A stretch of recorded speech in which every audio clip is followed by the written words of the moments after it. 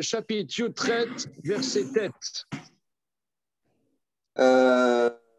Shmuel Bet, chapitre Yutret, verset tête. Ok. Ok. Ouais. Verset tête. Ok. Alors, attends. Ouais. Vaikare Avshalom. Vaikare Avshalom lifne Avde David. Voilà.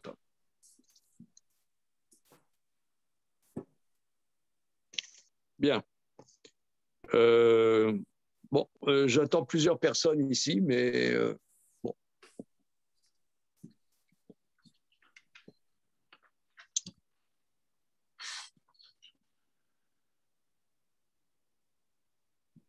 Donc, chapitre 13. Chapitre 13, quel passouk? Non, chapitre Shmuel Bet, chapitre 18. Ah, ok. Yutret. Est-ce que Madame Caroline, elle a le texte? Non, elle n'a pas le texte. Alors, Attends, ça s'est décidé il y a 5 minutes, Rav. Je ne peux pas avoir le texte comme ça. Je vais pouvoir. Voilà. Il faut envoyer. Je me substitue. Voilà. Hop. Parce que ici, c'est pas la télé, on bosse, hein, on n'est pas comme ça. Bienvenue au club. Elle doit se dire où je suis tombé là. Je suis agressé, la pauvre. Alors, que faire? Ben, on commence. Hein? Ok. Vaikare Avshalom lifne Avde David. Et Avshalom rochev à la pered. Yavo a pered tarat sovar à Allah agodola. Vayechezak rosho ba'ela yutan ben Hashamaim ou ben Haaretz pered asher tartav avar. Alors, bon, il y a 2 semaines, on avait vu ce verset, mais je le reprends. Donc, qu'est-ce qui s'est passé? Avshalom donc, fait une guerre totale contre son père, mais finalement, Akadosh Baruch Hu fait que la guerre, bien que numériquement, la foule soit avec Avshalom, et finalement c'est David et ses hommes qui gagnent. Et il y a Avshalom qui fuit. Et le verset dit Veikare Avshalom lifne Avde David. Et par hasard, Avshalom se trouve devant les serviteurs de David. Avshalom rochev à la pered. Et Avshalom chevauche un mulet. Vayavo, à Peret Arat Sovar à Ela, à Godola. Et le mulet arrive sous un enchevêtrement d'un très grand chêne. Vayerezak Rosho Baela. Et sa tête s'est prise dans l'enchevêtrement du chêne. Voilà. Donc là, parce qu'on a vu que Avshalom était un nazir olam.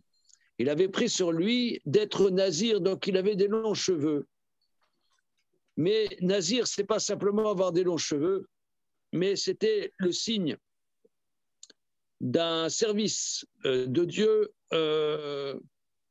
hors norme. Voilà. Sa tête s'est prise dans le chêne. Et il s'est trouvé pris entre les cieux et la terre. En vérité, ça c'est vraiment cette image impressionnante et exprime bien le tiraillement qui était à l'intérieur d'Avshalom. Un tiraillement que Avshalom était d'un côté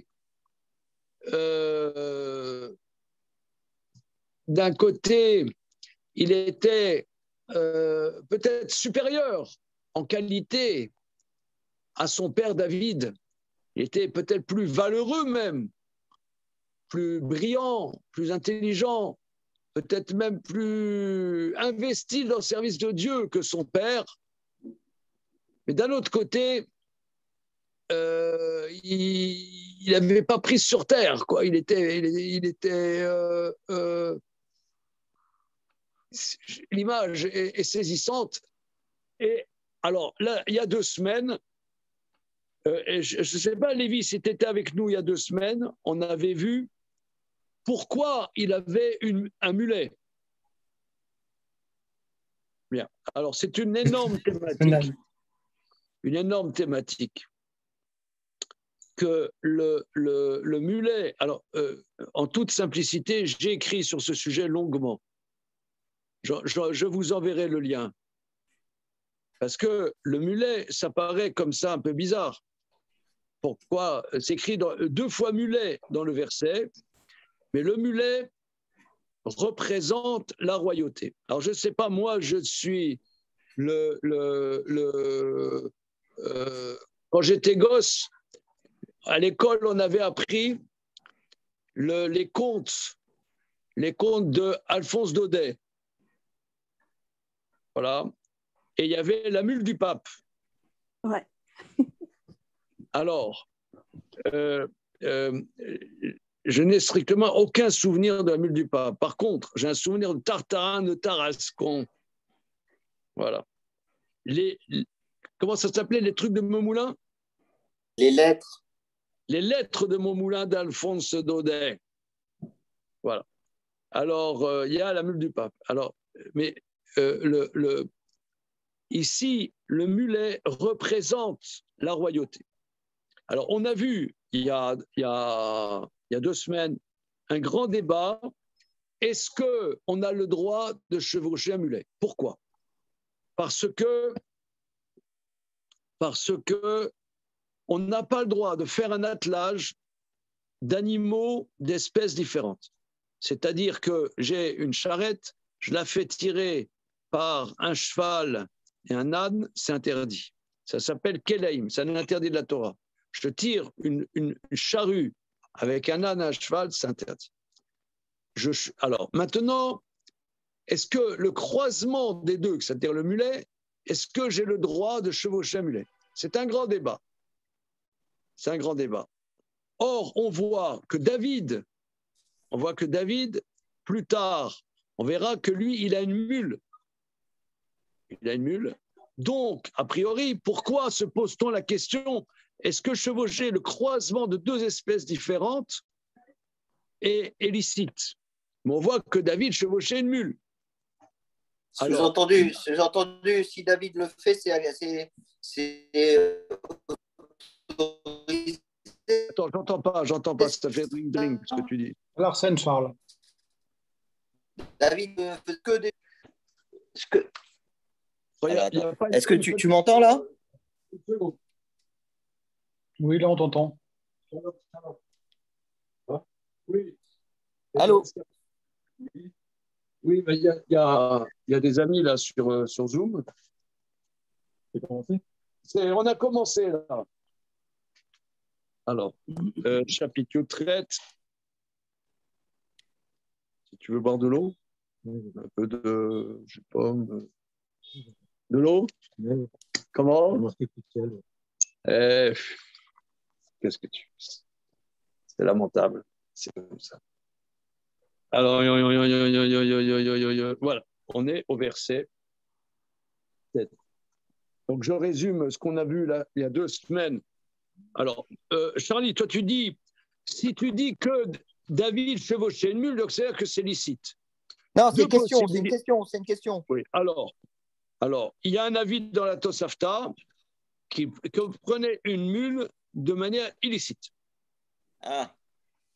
Ou bien, et c'est comme ça la conclusion, qu'il prenait une mule qui n'est pas, ça veut dire que Dieu a créé un être hybride qui n'a existé qu'à cette époque, que la mule de David. Ah. C'est pas le fruit d'un croisement, c'est une espèce hybride par elle-même. Ah. Une création unique. Voilà, comme on voit le Tachash dans le désert. Ouais. Ou alors l'ouverture dans la paracha de cette semaine, l'ouverture qui était prévue, voilà. L'engloutissement de Korach, une création unique, quoi.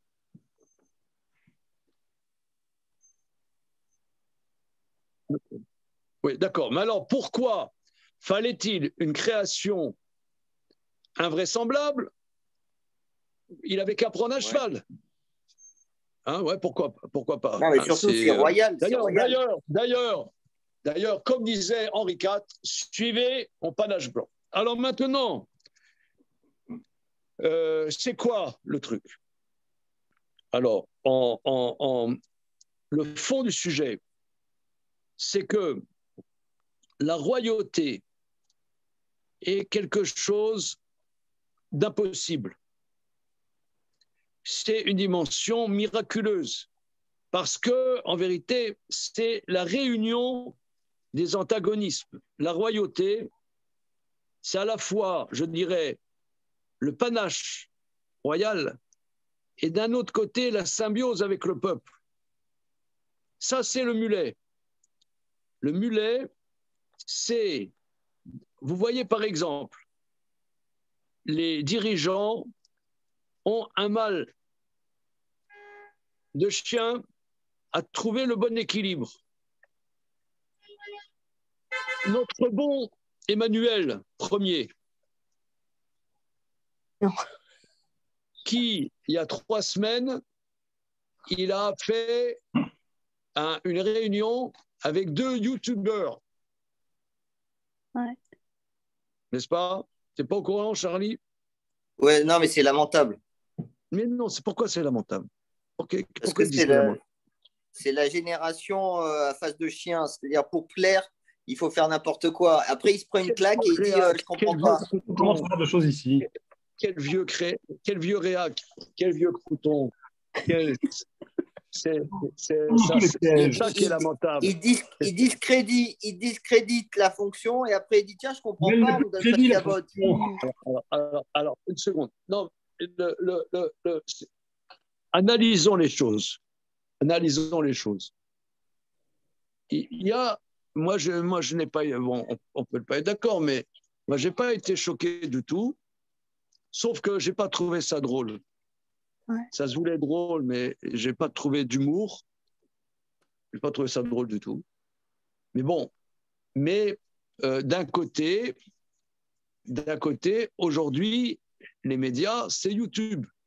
Donc, il y a quelque chose qui est intelligent. Mais, après, il va serrer les louches, il se prend une paire de baffes.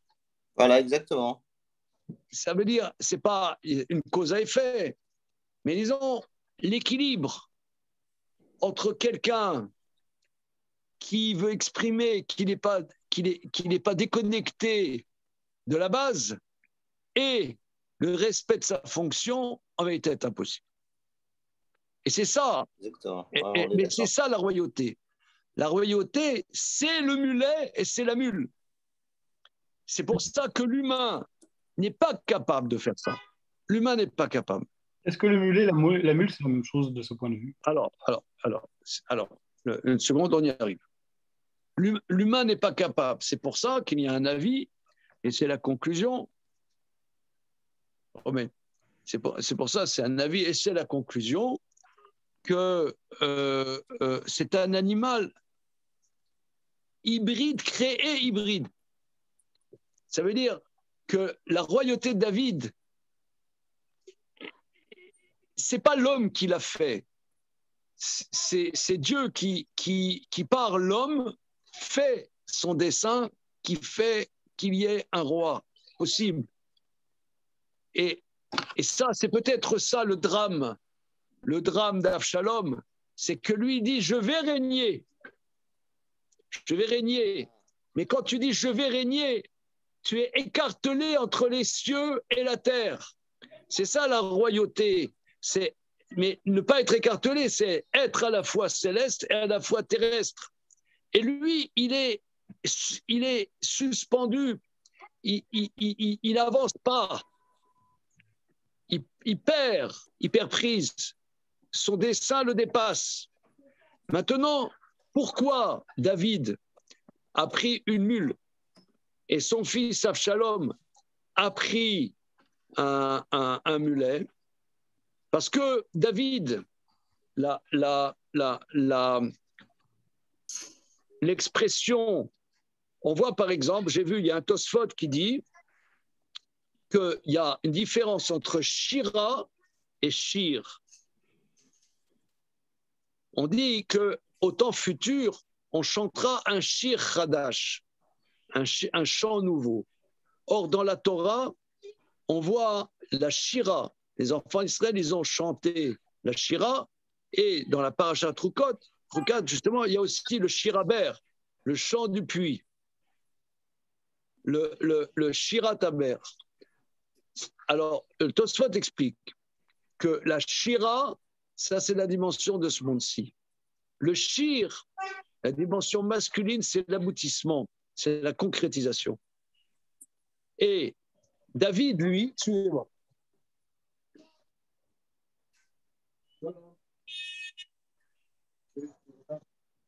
Alors, David, je résume ce qu'on a vu il y a 2 semaines. David, lui, avait conscience qu'il était le début, qu'il était le potentiel. Mais Avshalom, en prenant un mulet, assume d'être la réalisation. Si vous voulez, il se prenait quelque part comme le fils de David, comme le Messie.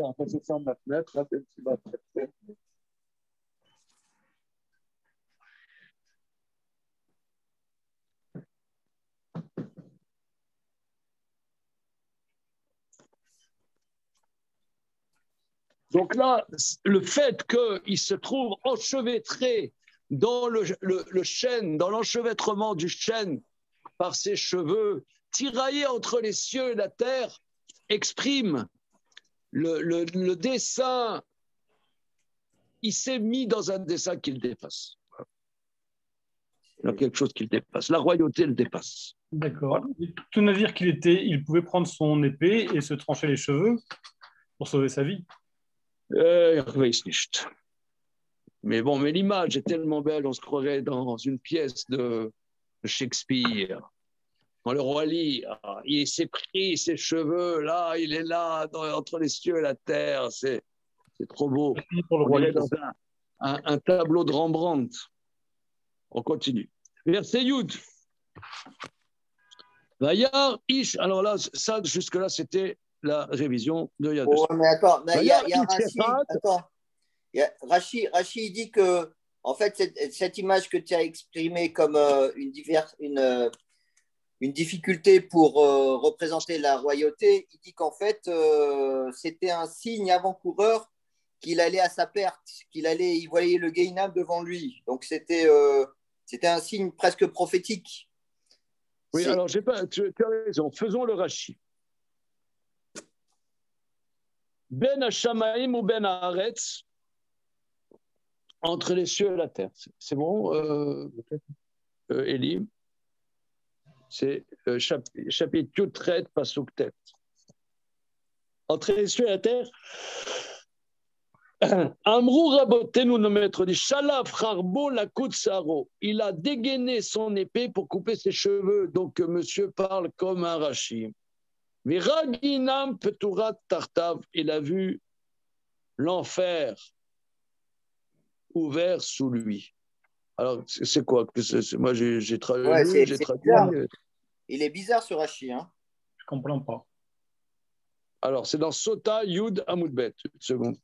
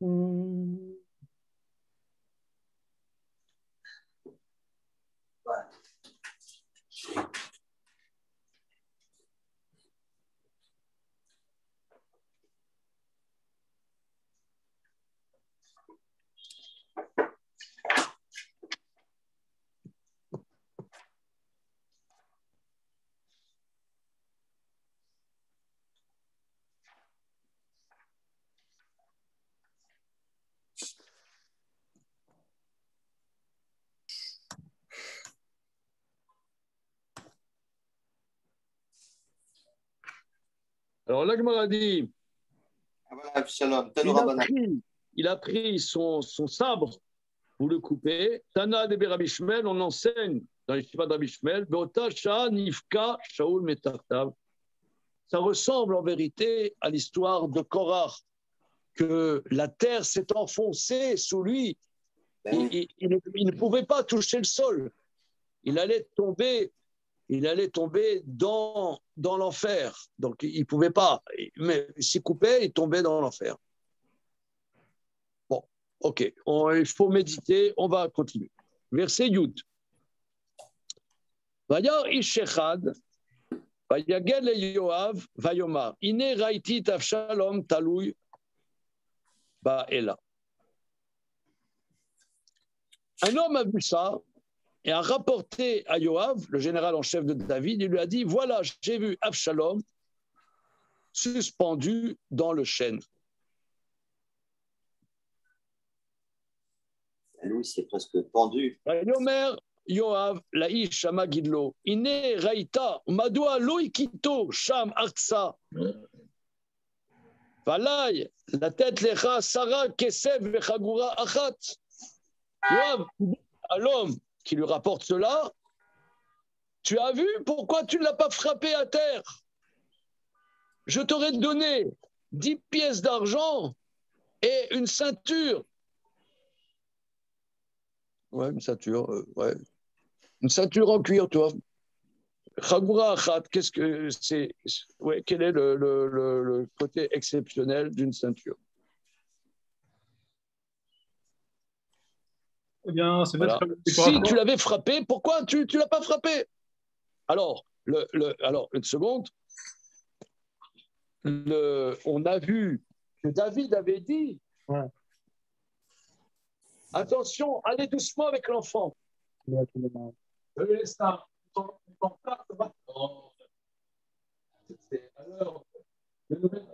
L'enfant fait la gila comme un enfant. À nous, vous êtes à l'heure. Vous voulez un petit snaps là pour la peine? On sait qu'on n'y est pas droit, ça devrait être fini. Mais bon, on va faire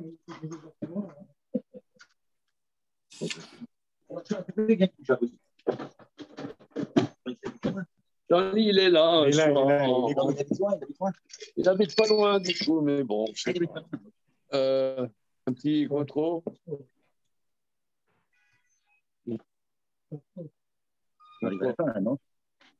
Alors, pour. C'est le coin 3 en zoom.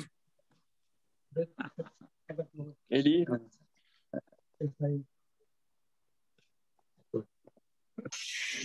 Shalom.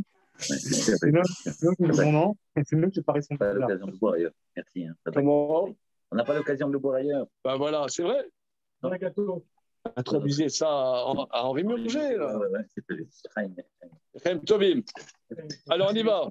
La ceinture, c'est peut-être une sorte de décoration comme les fourragères que portent les militaires de nos jours à l'épaule. Oui, moi je pense la ceinture, si tu veux, c'est les galons. Voilà, une sorte de fourragère. Ouais. C'est la Légion d'honneur. Je t'aurais donné la Légion d'honneur. Mais pourquoi alors? Donc, on a vu il y a 2 semaines, nous avons vu il y a 2 semaines que Avshalom s'est trouvé pris dans l'enchevêtrement des branches du chêne entre les cieux et la terre. D'accord? Et il y a un homme, il le voit, il va voir Yoav, le général en chef de David, et il lui dit, voilà, j'ai vu Avshalom qui est au-dessus entre ciel et terre dans le chêne. Alors Yoav lui dit, mais pourquoi tu ne l'as pas frappé? Je t'aurais donné 10 pièces d'argent et les jours d'honneur. Alors, verset suivant, Vayomer Aish El Yoav.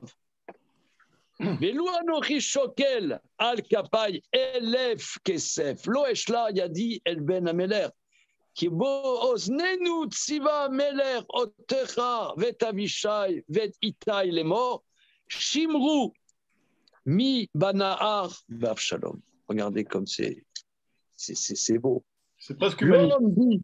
L'homme dit à Yoav, donc Yoav, c'était, ici on voit encore la duplicité de Yoav. Duplicité de Yoav.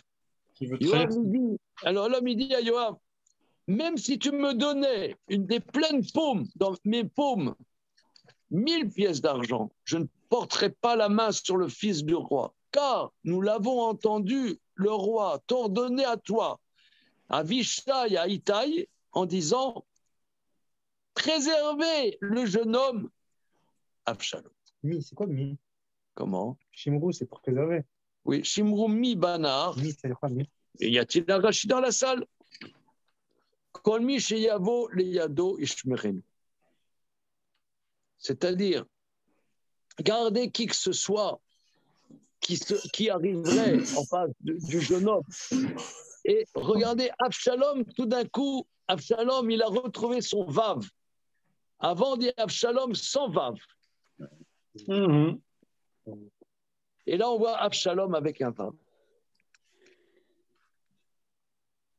Oh, Asiti, Benafshi Sheker, Vekol Davar, Lo Ikachel min Ameler, Veata, Tityasev minegel. Alors.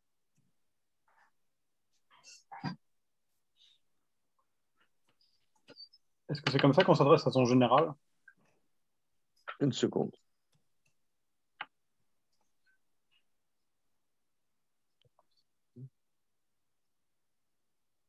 Alors, la forme du verset est difficile. Le Metsuda David reprend complètement la syntaxe du verset. Oh, Asiti benafshi sheker. Même si j'avais fait un mensonge, c'est-à-dire, je l'avais frappé clandestinement et que je l'avais caché. Et kol davar lo ikachel min hameler. Mais aucune chose n'aurait échappé au roi. Fata tityasev mineged. Une seconde. Tu aurais été Mored Malchut, il dit.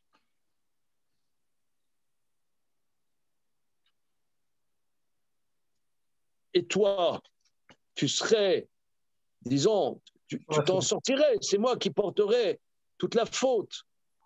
C'est moi qui porterais toute la faute, le roi. Donc, ce serait un crime de lèse-majesté. C'est moi qui l'aurais tué.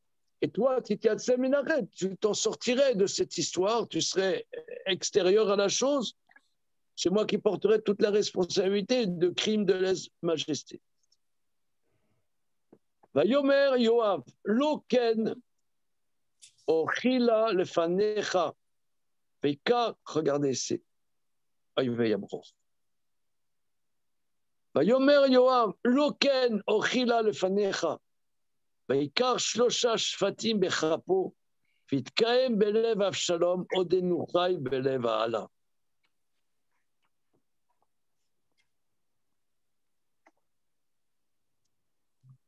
Mais c'est comme si ce dialogue et ce... Une seconde.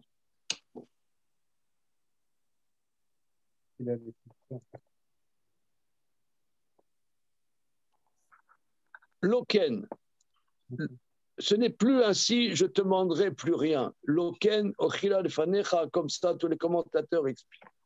Rashi, lo avakesh od bakasha mimcha, je ne te demanderai plus rien. Il a pris 3 baguettes dans sa paume, il les a fichées dans le cœur d'Avshalom, encore vivant au sein du chêne. Regardez au sein, au cœur même du chêne. Allah, et Allah, c'est le chêne dans lequel. Donc, regardez là, ce qui fait Yoav, c'est. On a vu ensemble, on a vu ensemble, il y a quelques semaines, Datan Aviram, souvenez-vous. hein, que c'était les grosses vedettes hier dans la paracha. Et on avait vu que Dathan et Aviram étaient quelque part des grandes personnalités, même si c'était des impies. Ici, on voit quelque chose un petit peu similaire. Yoav enfreint complètement l'ordre du roi, prend l'initiative d'aller contre l'ordre du roi. Pourquoi?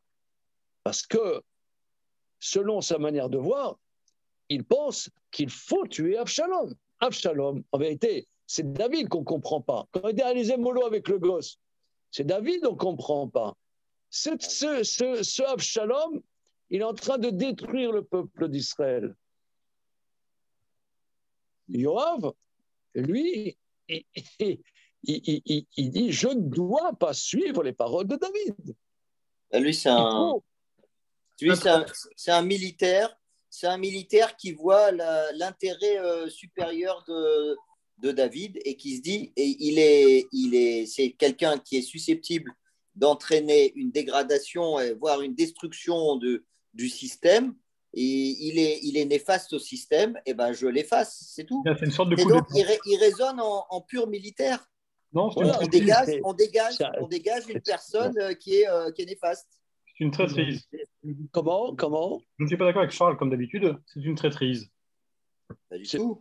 Très triste. Ça dépend comment tu vois les choses. Je vous donne un exemple. Je vous l'ai déjà peut-être raconté. Il y a un de mes élèves qui s'appelle Ilan El-Grabli, qui maintenant habite en Israël. Je crois qu'il habite Naharia. Il est de Nancy, non? Oui, mais qui est cette madame que vous êtes de Nancy vous-même? Je suis de Nancy. Mais moi, vous savez que je suis de Nancy? Oui, Marc m'a dit. Comment c'est votre nom, excusez-moi? Rosenfarb. D'accord. Alors, ok, ben moi je suis de Nancy. Voilà, ben, Mais je crois que nous, on ne se connaît pas, mais que nos pères ont dû se connaître. Ah, d'accord, très bien. Et nos familles ont dû se connaître. Voilà. D'accord, très bien. Il fréquentait le 55 rue des Ponts, peut-être? Tout à fait. Oui? Oui. Et ben voilà. Henri Rosenfarb et Maurice Rosenfarb. Ah, d'accord, très bien. Voilà. Alors, bon, Parenthèse. vous n'avez pas connu ma sœur, peut-être, à Nancy? Comment elle s'appelle? Evelyne Zizek. Non, ça me dit rien. Bon, okay. Mais votre nom m'est pas inconnu, ça c'est sûr. D'accord. Alors, tout ça pour dire que Ilan El-Grabli, qui est de Nancy à l'origine, ensuite est venu à Paris, et ensuite à Haïfa, maintenant je crois qu'il est à Nar. Alors, il y a quelques années, j'étais à Haïfa chez lui, et il y avait son père qui a fait la guerre de Kippour. Et il m'a raconté qu'il était dans le bataillon d'Ariel Sharon. Et il m'a raconté que Ariel Sharon était colonel, il n'était pas général, et le général avait dit interdiction d'aller en Égypte.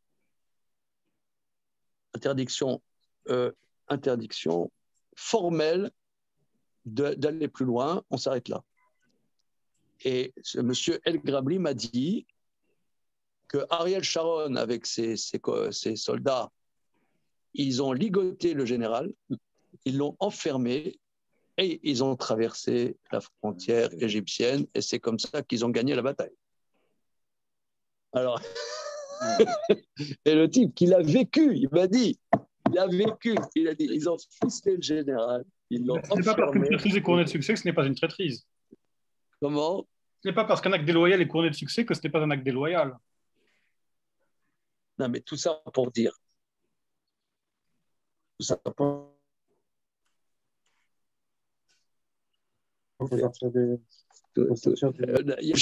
logique qui s'affronte. Mais la logique de Yoav, moi je la comprends mieux que la logique de David. David est incompréhensible. Ouais, c'est ton côté Algérie française. Comment? C'est ton côté Algérie française.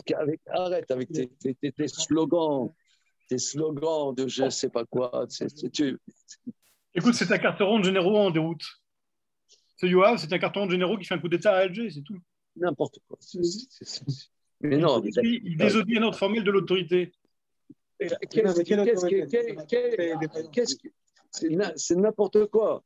C'est pas n'importe quoi. Le roi lui dit que, il fait parce que lui dit le roi. Il y a le fils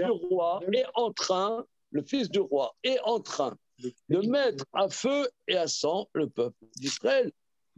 C'est l'ennemi numéro 1. Et on te dit de pas tuer. C'est plus que l'ennemi numéro 1.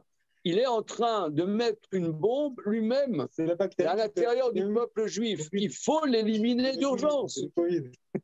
C'est le Covid, voilà. Voilà, monsieur le docteur, il a dit c'est le Covid. Amavdil, c'est comme si en Arabie Saoudite, ils disent non, Ben Laden, on ne le tue pas parce que c'est le fils d'un dignitaire du pays, alors qu'il est en train de mettre le pays à feu et à sang. Et de le mettre mal avec toutes les grandes puissances occidentales et les États-Unis. Donc, à un moment donné, il faut un calcul de retour sur investissement. Qu'est-ce qui est mieux? C'est un militaire, ils disent celui-là, il est destructeur, il pose plus de problèmes qu'il n'en apporte. On l'élimine, c'est tout. Allez-y doucement avec l'enfant. Allez doucement, ça n'a aucun sens. Ça n'a aucun sens, c'est tout. Donc, il y aura un ordre.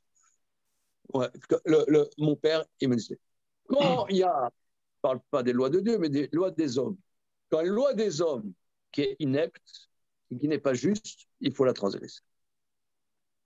Voilà. Voilà. Alors, donc, c'est pas juste ce qu'il dit. Ouais, crime de lèse-majesté, etc. Bon, on sent que David, il voit des choses que nous, on ne voit pas. Mais quoi? C'est ça la question. Quoi? On n'a aucune logique. Allez, vas-y, défends David, monsieur l'ex-avocat, là, monsieur Lipskier. Oui. La logique, c'est que David est le souverain. Allez, mets ta toge et vas-y. Allez, boss. Il est le souverain et il est loin. Loin. L'autre, c'est jamais qu'un vague général.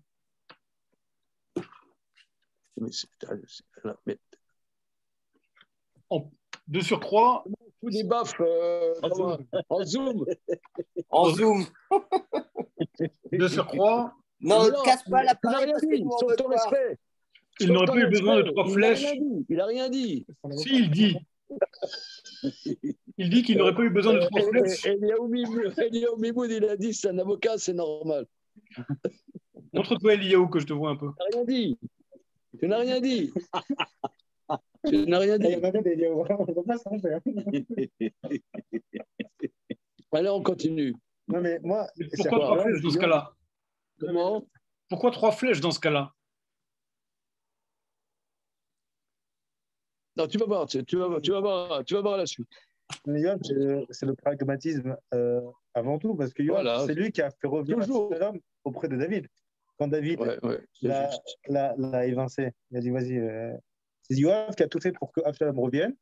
Et finalement, c'est lui qui l'a transgressé l'ordre de David pour tuer l'homme qui a fait revenir. Alors que Yoav, c'est vraiment l'homme. C'est l'homme politique. Lui, c'est le politique. C'est comme Naftali Bennett. Yedidi, Yair Lapid. T'as vu ça? Même lui, il porte une kippa. Yedidi, il a dit Ani Avod, Im Yedidi, Yair Lapid. Yedidi, il n'y a pas de. Non, c'est comment? Yedidi, Yair Lapid. C'est vraiment. Non, mais. D'accord.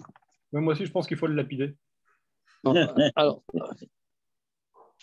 on y va. Non, mais alors tu vas voir pourquoi ces trois shvatim, c'est-à-dire ces trois, c'est pas des flèches, c'est trois bâtons aiguisés, trois bâtons aiguisés dans le cœur. Oui. Voilà. Le Meïkar, Shoshet, Shosha, Shvatim. On y va, verset suivant. Vayasobu asara narim nose kele Yoav vayaku et Avshalom vayamitu. 10 pages écuyers de Yoav l'entourent et frappent Avshalom et le tuent. Donc regardez ici, les Chachamim relèvent la vitalité hors norme d'Avshalom, qu'il lui met 3 baguettes aiguisées dans le cœur, il ne meurt pas. Il tombe, il y a 10 jeunes qui le frappent et qui le tuent. Il avait une vitalité hors norme. C'est quand même très gothique. Comment? C'est très gothique comme scène. Ok, d'accord. Imaginez-vous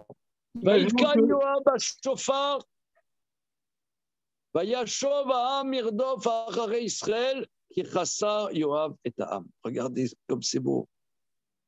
Yoav souffle du chauffard et tout le peuple s'arrête de poursuivre Israël, c'est-à-dire les 10 tribus qui étaient avec Avshalom, la majorité d'Israël, car Yoav a épargné le peuple. Pendant ce temps, il se massacrait. Il arrête la guerre, il arrête le massacre. C'est un héros, Yoav. Oui, surtout si Avshalom avait survécu. Il aurait été dans une position très très grave, Yoav. D'accord. Mais regarde, je donne la parole aux avocats. Entre l'armée de David et tout le Ham Israël. Voilà. C'est une catastrophe. C'est une catastrophe nationale. La nation est... Et lui, il tue Avshalom. Il fait le chauffard et il met pas la guerre civile s'arrête et Shalom à l'Israël. Donc Yoav, c'est un héros. Et David ne comprend pas. ויקחו את אבשלום וישליכו אותו ביער אל הפחת הגדול ויצבו עליו גל אבנים גדול מאוד וכל ישראל נסו איש לאוהליו. Ils prirent Avshalom, le jetèrent dans la forêt et la Pachat Hagadol dans un grand fossé et ils dressèrent dessus un grand tas de pierres très grand. Et tout Israël a fui, chacun dans sa tente. C'est quoi l'objectif de ça? Alors, le Radak explique, c'est-à-dire chacun, les Ohalo, alors chacun en vérité, ça s'écrit Léo-Halo, mais ça se prononce Léo-Halav, Rashi, Chaser Ketiv Belo Yud. Là, c'est défectueux, sans Yud. Viège Bodrash. Le fils Shayou Nichlami Minamered Sheasu, étant donné qu'ils étaient très honteux de la révolte qu'ils ont fait, Lo Itrabru Yachad et la Kochad Nas Leoalo, chacun est rentré, ça veut dire, c'était la débandade générale. Ils sont pas rentrés chez eux en bataillon, mais chacun. Si vous voulez, une fois j'ai vu dans un livre quelque chose d'extraordinaire, qui n'a rien à voir, mais quelque chose d'extraordinaire. Je ne sais plus dans quel livre j'ai vu que lorsque, c'est un autre sujet, lorsque Hitler est mort, toute la magie du nazisme s'est écroulée. Presque immédiatement. Il y avait une frénésie cosmique, quasi cosmique du nazisme. Et quand il est mort, ça c'est... Après, chacun est rentré chez lui. Mais qu'est-ce qu'on a fait? Qu'est-ce qui s'est passé? Là, à Mavdil, c'est la même ambiance. C'est ce que dit le verset. Ils sont rentrés chez eux. Là, ils étaient partis dans un grand élan, construire un monde meilleur, avec la jeunesse, avec un roi merveilleux, etc. David, c'est l'has-been, il ne sait même pas qu'est-ce que c'est YouTube, etc. il est dans les poubelles de l'histoire.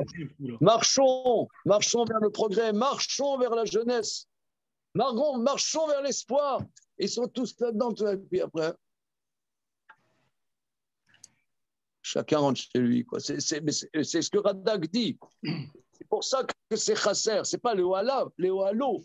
Chacun individuellement, il n'y avait plus de cohésion, plus aucune cohésion. La débandade.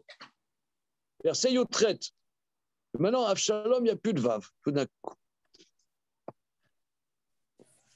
Et Avshalom lakar, vayatsev lo bechayav, et matzavet asher be'emek ameler, ki amar Eli ben bavur iskir shemi, vaikra la matzavet al shemo, vekarela yad Avshalom ad hayom hazeh.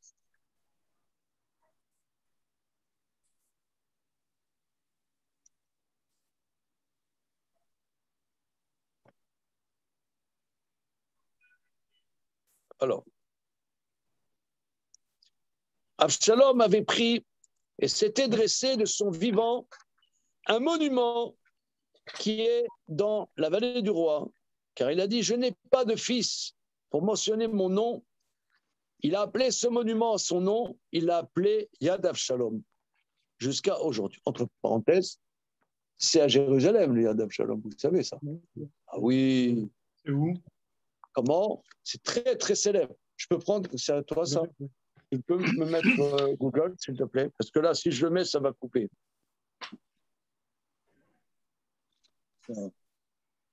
Alors, Yad Avshalom. Tu m'as googlé? Ah, vous mettez. Je te google. Il y a de l'hébreu. Il n'y a pas l'hébreu.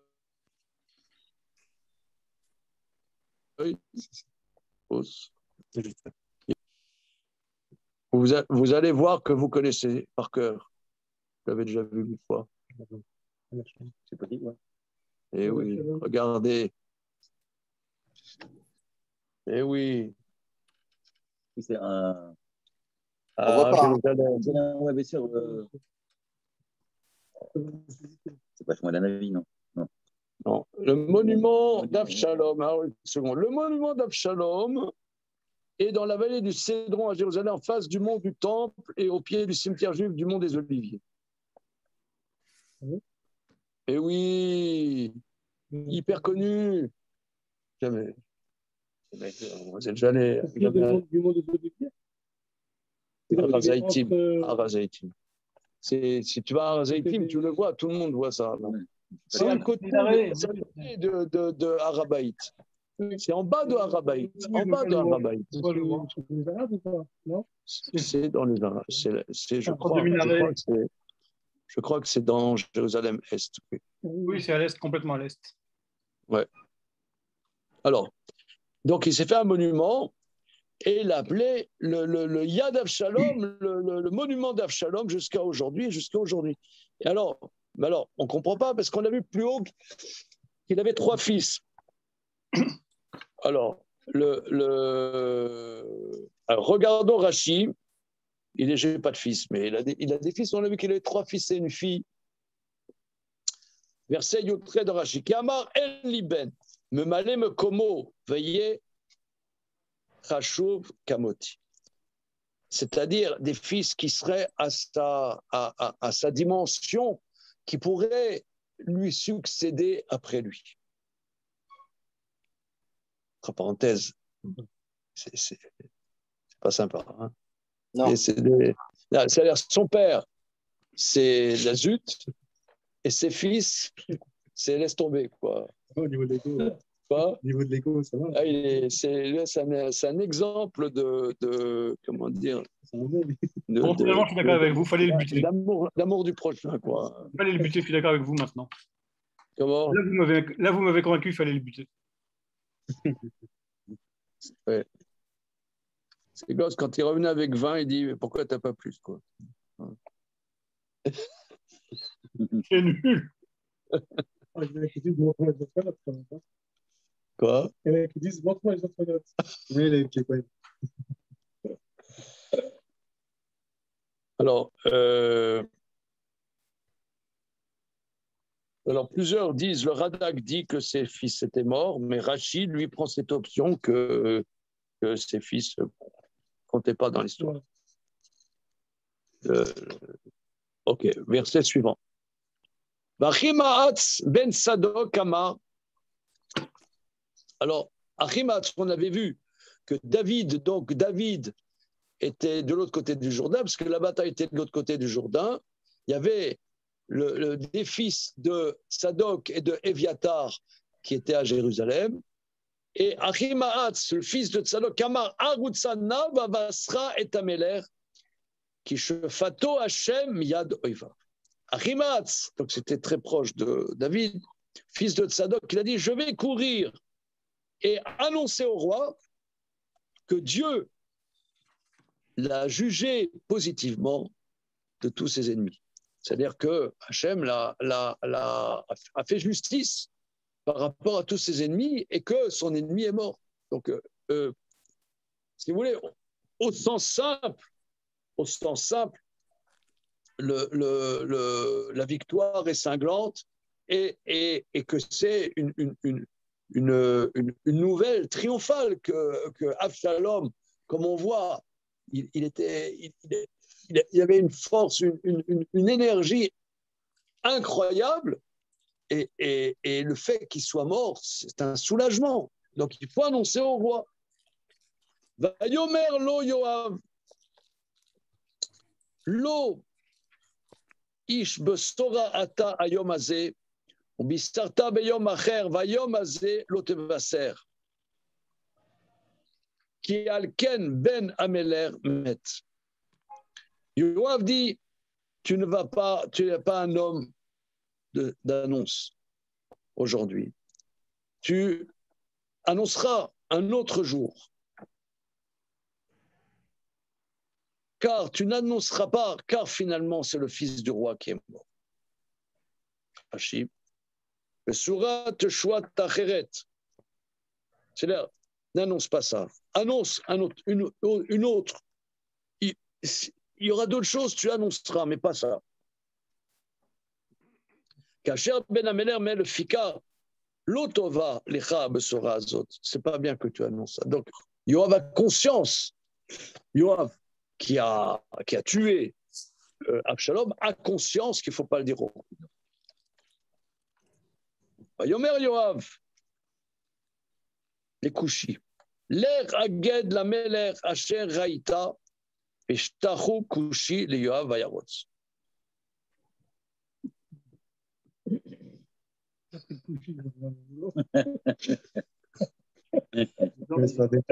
J'ose pas traduire. Ah oui. J'ose pas traduire parce qu'on va me faire un procès là. Il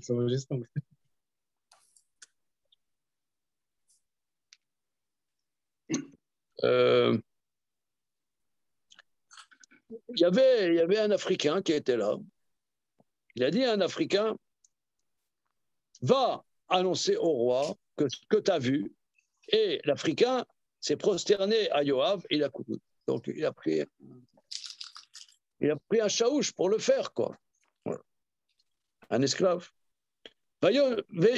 Vayosef od Achimaatz ben Sadok vayomar el Yoav veyima arutsana gamani achare akushi vayomer Yoav lamaze ataratz beni lecha en besoram motsaat. Achimaatz, il n'a pas compris le problème. Il dit non, moi je veux annoncer, c'est formidable, je veux. Il y en a, ils sont relous. Il y en a, jusqu'à la fin des temps, Achimaatz, on dit relou. Le mec n'a pas compris, quoi. Vous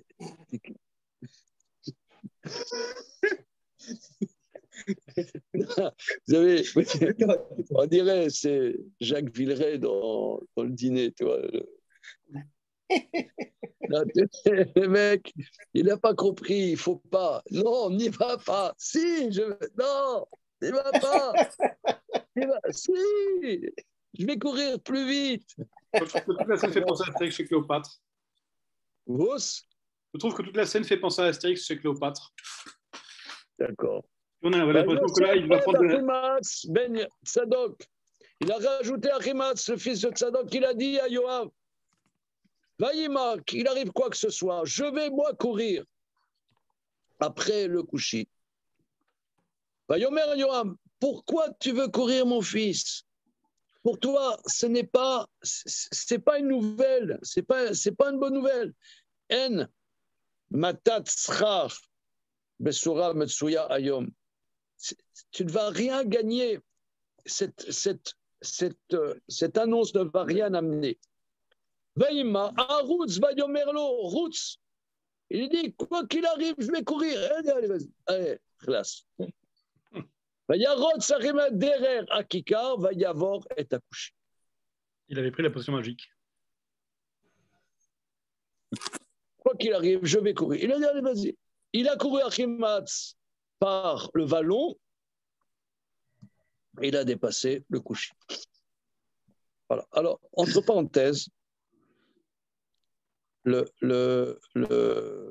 l'expression over la satam, vous savez l'expression, quand on fait une bénédiction, on fait over, on dit toujours dans la Gemara, dans la halakha, on dit quand on va faire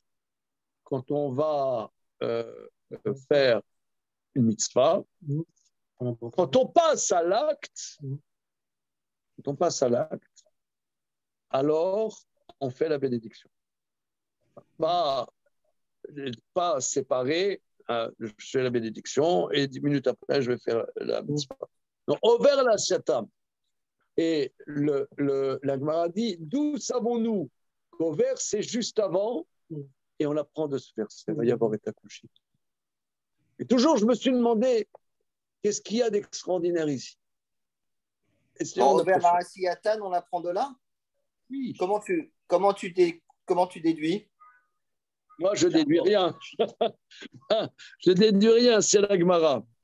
C'est la Gemara dans Psachim, dans Souka, dans Megillah, dans plein d'endroits. Over la Siatam, donc c'est dans Psachim. Regardez, je vous apporte ça.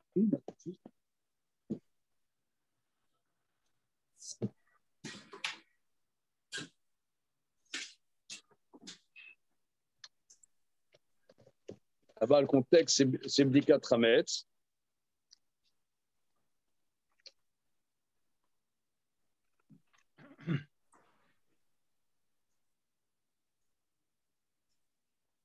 Amar Rav Yehuda Amar Shmuel, c'est Zayin Amoudbet dans Masechet Psachim. Zayin Amoudbet. Amar Rav Yehuda Amar Shmuel, Kol ha-mitzvot mevarer alem over la siatam. Toutes les mitzvot, on fait la bénédiction quand on passe à l'acte. Mal mashma day over lishna dagdumeu. D'où savons-nous que over, c'est un langage de précéder. Précéder. Over la satam, c'est-à-dire over la satam, ça précède l'action. Ça précède. D'où savons-nous que over la satam, c'est là de précéder. Amar Rav Nachman bar Yitzchak. Rav Nachman bar Yitzchak, comme c'est Vayarot Sachimatz. Il a précédé le coucher. Waouh. On ne dirait pas que c'est un langage de un enseignement. C'est une zvara ou c'est une zvara? Je n'ai pas lu les corriger, mais essayons de voir qu'est-ce que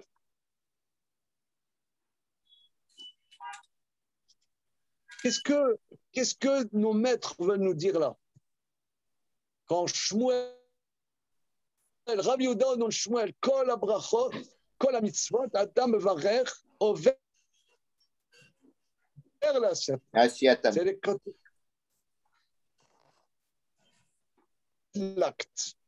Alors j'aimerais, Rabbi Issaï, qu'on creuse, voilà. Qu'on prenne le marteau-piqueur. Le passé en hébreu, ça se dit avar. Ça veut dire que pour Achimat, c'était important. Le avar, c'est le passé en hébreu. Comment? Non, je disais que pour Achimat, il voulait vraiment annoncer la nouvelle à David avant le coucher. Il veut être le premier. Voilà, c'est ça. Le premier, ouais. Ouais. Donc, très bien. C'est comme si que c'était clair du texte qui voulait être le premier. Donc, avoir été accouché, ça veut dire que il a été avant le coucher, quoi. Là, c'est évident que ça veut dire ça, dans ce cas-là. Oui. Donc là, on dirait, de ce que tu dis, c'est très bien que si tu avais été ici, tu aurais eu une fraise tagada. J'ai acheté des fraises tagada, là, Erev Shabbat, pour les bonnes réponses. Alors, eh oui. Alors, je les ai. Hein. Alors, les bonnes réponses. Alors, maintenant. Mais pourquoi? Qu'est-ce que Shmuel, Rav Yehuda, non Shmuel, qu'est-ce qu'il nous enseigne ici d'apprendre de cette de Achimaas qui finalement fait une balourdise? C'est incroyable, non? On apprend d'un relou. Ouais. C'est toujours comme ça. On apprend toujours des pieds nickelés, quoi. Hein. Il y a un pied nickelé. Dans le Sefer Shmuel, dis-moi le nom d'un pied nickelé, c'est Achimaas. Et ben de lui, on apprend comment on fait une bracha. Alors, sûrement, moi, ce que j'entends, Lévi, tu l'as dit là très bien, c'est-à-dire que tu vas faire. C'est quoi une bracha sur une mitzvah? Ouais, c'est ça. Une bracha sur une mitzvah. C'est qu'il faut. Tu vois, par exemple, moi, une bracha, c'est un peu. Les brachot, c'est un peu le passe Navigo, tu vois. On va faire la mitzvah, je passe le passe Navigo, c'est bon, ça va, j'avance. Quand tu fais une bracha, je bois un verre d'eau, bon, je fais chez Akol, je fais la bracha, passe Navigo, tchouk. Mais alors, peut-être que la bracha, c'est quoi? C'est exprimer. C'est exprimer une glorification à Hachem qui nous donne cette mitzvah. C'est-à-dire que je ne vais pas faire la mitzvah comme ça, comme si je me brossais les dents. Tu vois, par exemple, je me brosse les dents, en l'honneur de notre ami dentiste, là. Ouais. Donc, je me brosse les dents. Je ne fais pas la bracha avant de me brosser les dents. Non. Quelle bracha, d'ailleurs? Alors, ça veut dire, bon, on se brosse les dents. C'est un acte bien, somme toute. C'est bien, mais disons, qui ne représente pas quelque chose, un cadeau somptueux. Mais là, je vais faire une mitzvah. J'exprime que c'est une bracha d'avoir cette mitzvah. C'est pas n'importe quoi. Je palpite. Je précède l'acte. Voilà. Il y a un acte. Je ne veux pas banaliser l'acte. Je veux pas, c'est un acte banal. Voilà. C'est pas un acte banal. Voilà, on peut faire un acte banal. Non. C'est un cadeau. C'est un truc incroyable. Je vais faire une mitzvah. Donc, je précède l'acte. Je cours vite, comme un Achimaas. Ouais, c'est formidable, merci Hachem. Là, la bracha, on va faire une mitzvah. Mais on a un précédent de ça. Comme ça, hein? On dirait que ça sort comme ça. C'est une définition, de ce que c'est la bracha sur une mitzvah. Oui. Comment? Il manque la mitzvah. Parce qu'ici, là, on fait la bracha. Non, mais c'est l'empressement. C'est que lui, il a dépassé. Il voulait dépasser, tu vois. On dépasse l'acte. Ça dépasse l'acte. Vers la table, je précède l'acte. Il y a l'acte, mais avant l'acte, je fais la bracha. Il faut faire la bracha. C'est l'inverse. Parce que la bracha, c'est la parole, et la mitzvah, c'est l'acte. Alors que là, c'est l'inverse. Ce qui précède, c'est l'acte, puisque c'est courir. Et ce qui est l'acte authentique, c'est d'annoncer, c'est la parole. Pour le cas de. Oui, mais non, il y a le préalable et il y a l'acte principal. Ouais. Donc, dans le cadre de la mitzvah, l'acte préalable, c'est la bracha, donc ça passe par la bouche. Et l'acte principal, c'est l'acte. Peut-être non. Peut-être non. Peut-être non. Il fait précéder l'acte par la bracha. Que je ressens la nécessité de remercier Hachem. Non, dans la bracha. Ouais. Pourquoi on fait une bracha sur une mitzvah? C'est une préparation à la mitzvah. C'est comme ça qu'on a compris jusqu'à maintenant. Et ben, parce que sinon, ce n'est pas une mitzvah. Sinon, ça n'est qu'un acte. Comment? Sinon, ça n'est qu'un acte. Sinon, ça n'est que se brosser les dents. Alors c'est quoi là? Comment? Alors, c'est quoi là? Comment il faut le comprendre? C'est qu'il y a un enjeu. Si tu veux, moi, on est en train de voir ça ensemble. C'est une énigme. Qu'est-ce que c'est la bracha sur qu'est-ce que c'est la bracha sur une mitzvah. C'est une énigme. Alors ici, moi, j'apprends que puisqu'on apprend Achimaatz, lui, il s'est trompé. Il croyait que c'était super formidable. D'accord. Donc lui, il dit, je vais être le premier pour l'annoncer à David, je vais être le premier. Donc là, il y met toute son énergie, tout ça, sa joie. La fougue. Et là, je vais faire une mitzvah.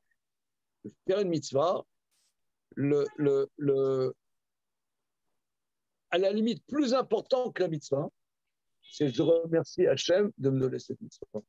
Ce qu'il n'a pas fait là. Encore pas. On sait que la bracha, c'est pas mal. Baruch atah Adonai Eloheinu melech haolam she'akol bidvaro. Amen. C'est pas Meakev. Donc, c'est-à-dire la mitzvah, c'est plus important quand on dit comme ça. On dit que c'est pas Meakev, c'est la mitzvah. Oui, c'est pas Meakev. Non, c'est deux choses différentes. Oui, c'est deux choses différentes. D'accord, mais c'est deux choses différentes. C'est le over la siatam, c'est-à-dire je précède. Je précède l'acte. C'est incroyable, hein? Mais tu connaissais cette Gemara, hein? Mais toujours, je me suis demandé pourquoi on apprend de là, de ce branquignol, quoi. C'est extraordinaire, non? Ouais, spontanément, moi j'aurais dit qu'il faudrait l'apprendre de Vayesh Kema vraiment à Baboker. On ne comprend pas aussi pourquoi il veut à ce point l'annoncer lui-même et... Parce qu'il est bête. Non, il n'est pas bête. Il comprend comme nous. Comme Yoav, en vérité. Yoav, il a compris, Yoav, qu'il a enfreint l'ordre du roi, il l'a assumé. Mais il va pas en faire la publicité. Mais l'autre, il n'a pas compris. L'autre, il a compris comme nous. Il a compris que c'était formidable. C'est formidable, Sire. Vous êtes sauvés. Sire, c'est formidable. Votre fils est mort. C'est formidable. Oh là là là là. Oui. Non, oui. Et lui, la vision de Marc, on t'aime bien, hein, Marc. Oui, je sais. Heureusement que tu n'as pas derrière toi le tableau blanc pour écrire toutes les insultes. D'accord. Pourquoi Achimaatz, Yoav est un ennemi de David. Il dit Oïbaï. C'est-à-dire qu'on essaie de prendre ses lunettes. Selon les lunettes de Achimaatz, Absalom, c'est l'ennemi de David. Donc lui, Achimaatz, il est heureux que son roi David a pu voir aujourd'hui son ennemi mourir. Mais ce qui ressort de ça, c'est son ennemi. Ce qui ressort de ça, c'est que en fait, on l'a traité de relou, de décérébré, etc. C'est en fait son empressement exprime sa tmimout, on va dire son intégrité. Pour lui, c'est sûr que c'est une bonne nouvelle. Et donc, c'est cette mimout qu'il faut avoir lorsqu'on fait une bracha. C'est-à-dire qu'il faut être réellement investi. C'est pas tellement l'empressement d'un décérébré qu'il faut retenir. Il faut retenir la tmimout. Il est tam. Pour lui, c'est Badou Koumenoussé que la mort de Absalom, c'est une très bonne chose. Et donc lui, dans sa tmimout qui est pure, il est pressé d'annoncer cette bonne nouvelle. Et donc, c'est pour ça qu'on le retient comme un élément constitutif d'une mitzvah faite comme il le faudrait, à savoir qu'il faut avoir cette mimout, être persuadé et être investi. C'est un investissement. Absolument, c'est très bien. Bon, une tagada ou pas? Comment? Une tagada ou pas? Oui, alors je vais la chercher. Non, je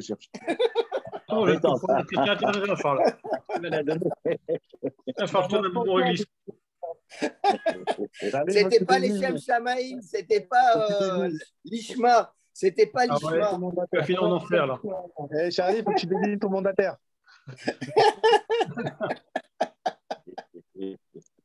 Bon, je commence par le l'Ishma pour arriver vers le l'Ishma. C'est bien, entraîne-toi. On a combien de Prestagada pour arriver? Salut, Shalom. Salut. Alors, tu nous manques. Hein. Bah oui, vous aussi. C'est surtout le Cointreau qui me manque. En plus. Il veut du fraise et du Cointreau en plus. Eh ouais.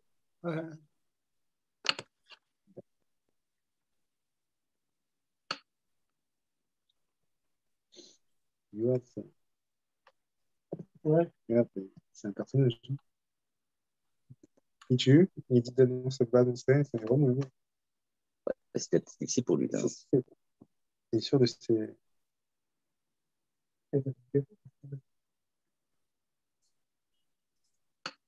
Et où?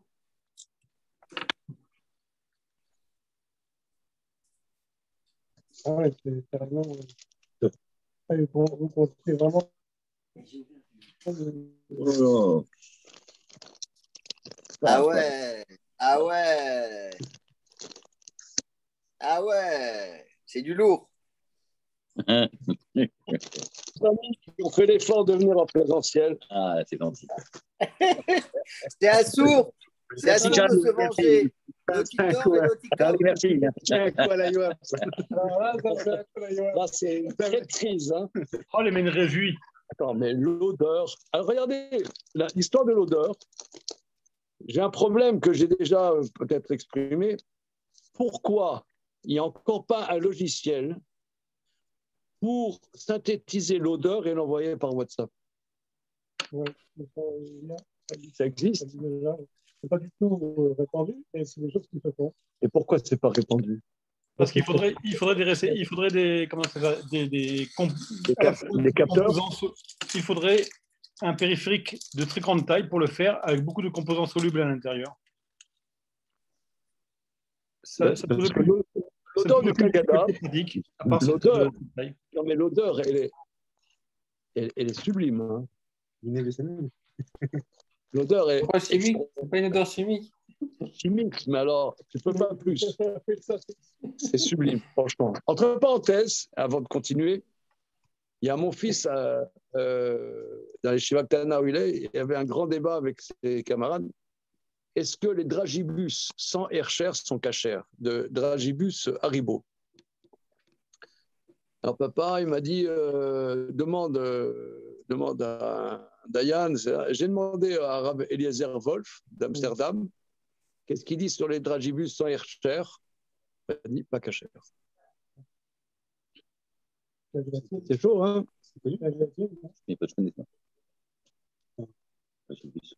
Mais sans Hercher? Comment? Non, il y a avec Hercher. Oui, mais c'est quoi la bamina de dire que c'est cachère sans Hercher? Moi, j'ai jamais entendu que c'était cachère sans Hercher. Non? Bon, c'est chaque mois qui s'est pas à la page, non? Attends. D'accord, mais tu dis, c'est les mêmes, c'est dragibus, donc je prenais, c'est pareil. Ah. Allez, c'est pareil. Un gosse de 14 ans, et c'est pareil. C'est la différence. Ça va. Alors, bon, je lui ai demandé, mais il ne m'a pas répondu pourquoi. Alors, on y va. Tout ça pour dire que ici, c'est impressionnant quand même qu'on apprend une notion, on pourrait dire, une explication de fond. Qu'est-ce que c'est la bracha sur une mitzvah de quelqu'un qui est vraiment à côté du sujet? C'est extraordinaire. Et c'est un verset, tu dis, bon, il n'est pas très intéressant ce verset. Et bien de là, Chazal, ils apprennent quelque chose d'extraordinaire. C'est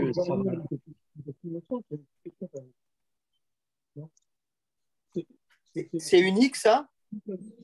Oui. C'est Over la Satan, c'est ici, c'est ce verset. Non. Ce que je veux dire, c'est unique qu'on apprend des principes halachiques du Nar ou pas? Non, on apprend plein. Non, mais ce que je veux dire, de Achima Hatz. Alors on continue. Il va y avoir un Kouchi, donc il a précédé le Kouchi. Voilà. Verset Kavdalet. Et David Yoshev ben Shne Ashearim. Vayeler Atzofé El Gag. Regardez là. Regardez les mecs. Vous ne sortez pas d'ici. Chacun, vous banquez 100 000 euros. Et on fait un synopsis pour un film. Parce que Regardez, c'est trop beau, là. Regardez, les mecs. Et David Yoshev, et David est assis entre deux portes. Et va l'éclaireur sur la terrasse de la porte, de la muraille. Vaïssa et Tenav, il lève ses yeux. Bayar, il regarde. Veine Ishratz le Vado, un homme qui court seul. Vaikrat Sofé Vayagel Ameler Vayomer Ameler Im le Vado Besora Befiv Vayeler alors Vekarev. Alors l'éclaireur appelle et il dit au roi, et il lui dit qu'il voit un homme seul. Et le roi dit, s'il est seul, c'est qu'il a une annonce dans sa bouche. Il va, il se rapproche. Vaya Ratsofé Ishacher Ratz Vikrat Sofé Lachar Vayomer Ine Ish Ratz Levado Vayomer Amaler Gamze Mevaser. Et l'éclaireur regarde, il y a un autre homme qui court. Et l'éclaireur appelle à la porte. Voilà un homme qui court seul. Le roi dit, c'est qu'il a aussi une annonce.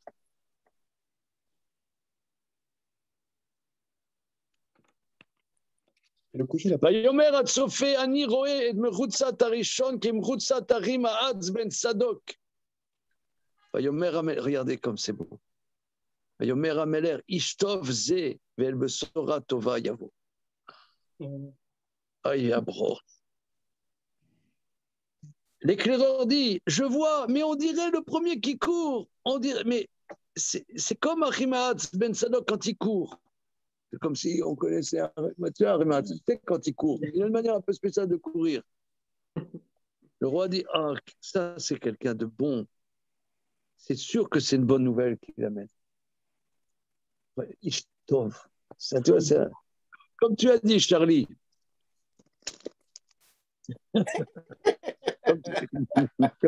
Comme tu as dit, il est tamim.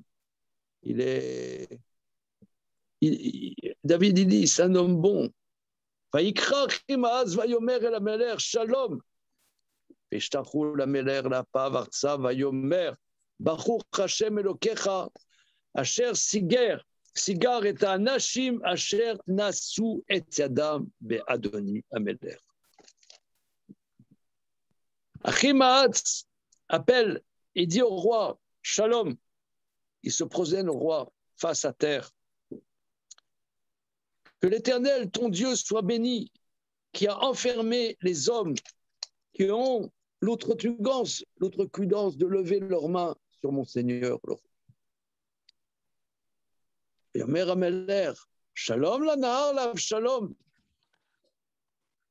Et Omer Achimahatz, Raïti et Amon Agadol Ishloach et Eved Ameler Yoav et Avdecha lo yadatima.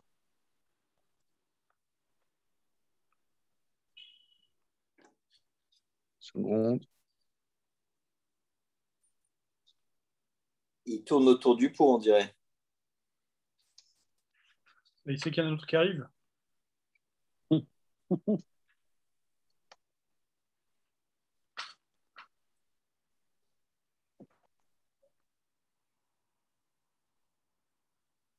Alors, Rachid dit que la syntaxe du verset est difficile.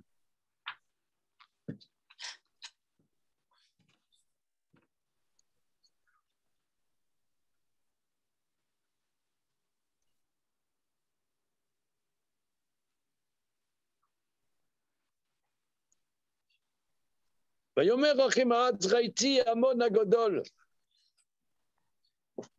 J'ai vu un grand attroupement. L'Ishloar et Eved Ameler Yoav. Ça veut dire Yoav l'Ishloar. Et j'ai vu Yoav envoyer le serviteur du roi et ton serviteur. Je ne sais pas plus. C'est-à-dire que il faut dire Yoav comme sujet de l'Ishloar. Je veux Yoav qui renvoie le serviteur du roi, c'est-à-dire le serviteur, celui qui arrive derrière moi, et ton serviteur, c'est moi-même. et je ne sais pas plus. Vayomer Ameler sauve, Itiasef Ko, il sauve, Vayamod. Le roi dit, mets-toi de côté bien là. Il s'est mis de côté, il s'est tenu.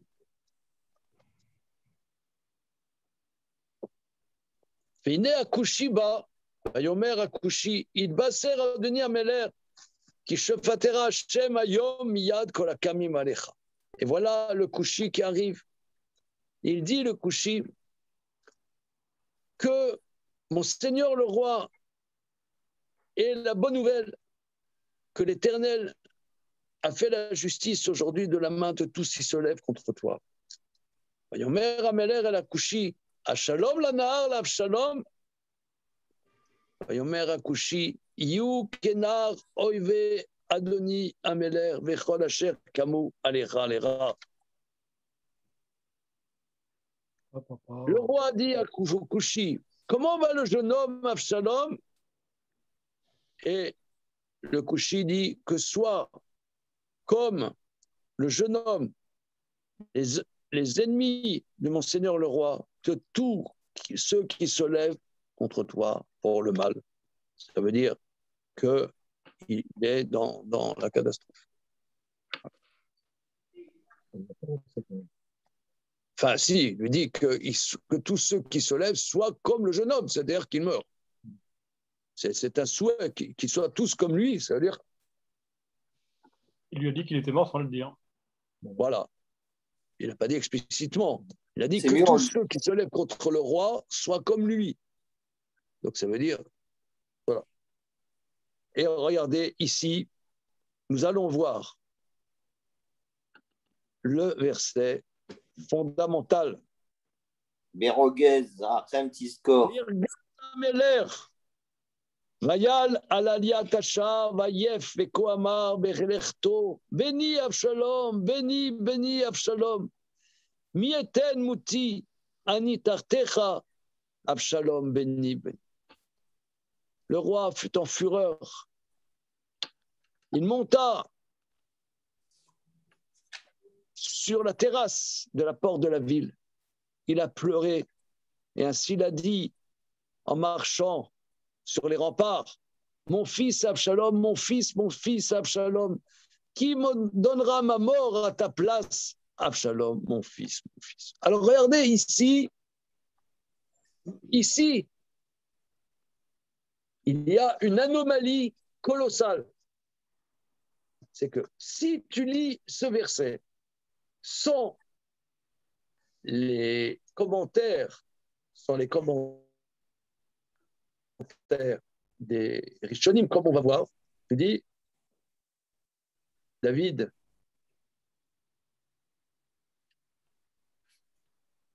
c'est un vieil imbécile. Qu'est-ce qu'il commence à faire? Ça veut dire, d'ailleurs, regardez, quand il y a eu le veau d'or, qu'est-ce qu'il a dit, Moshe Rabbeinu? Venez avec moi, que chacun n'ait pas pitié de son fils ou de son père ou de sa femme. Tous ceux qui ont fait le veau d'or, on va les tuer. Mais regardons les versets. Pardon.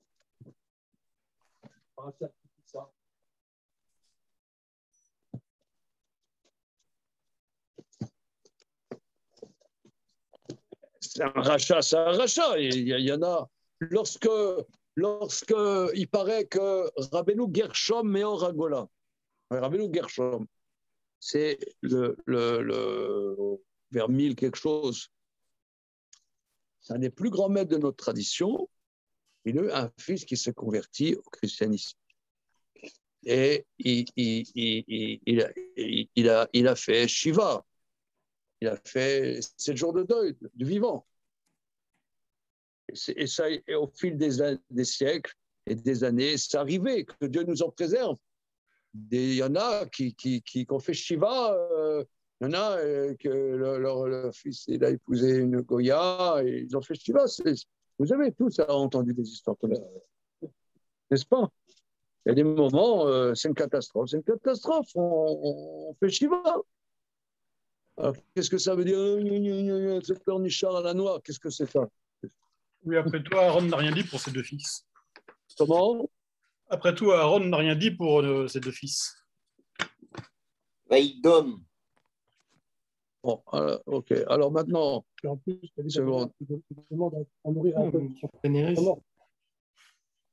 Alors, une seconde.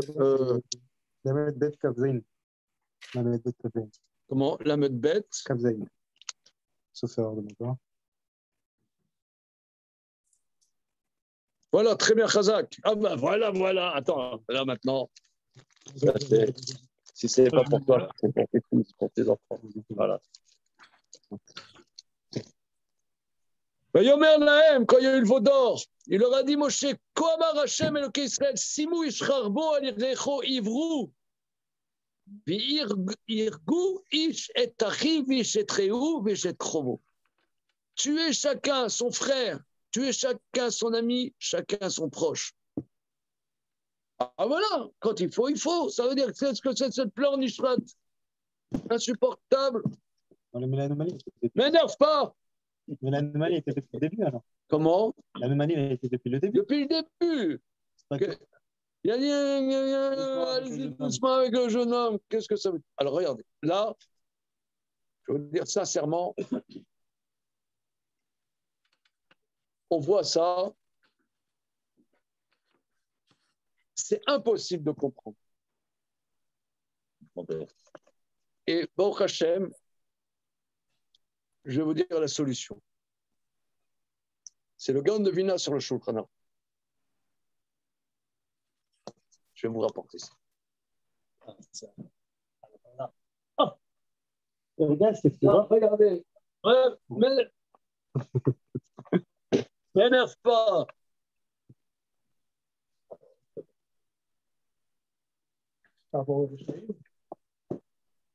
Impossible d'imaginer un truc. Comment il s'appelle le livre?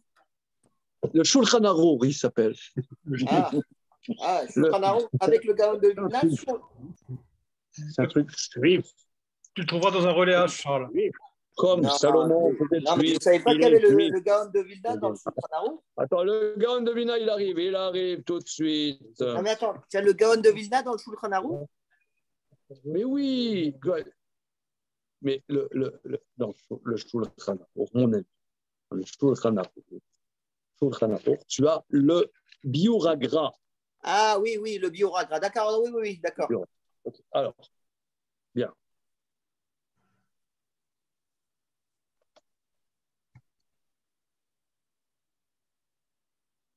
Petite seconde.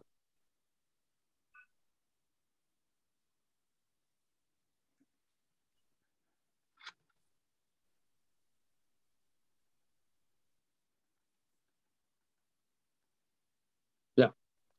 Alors.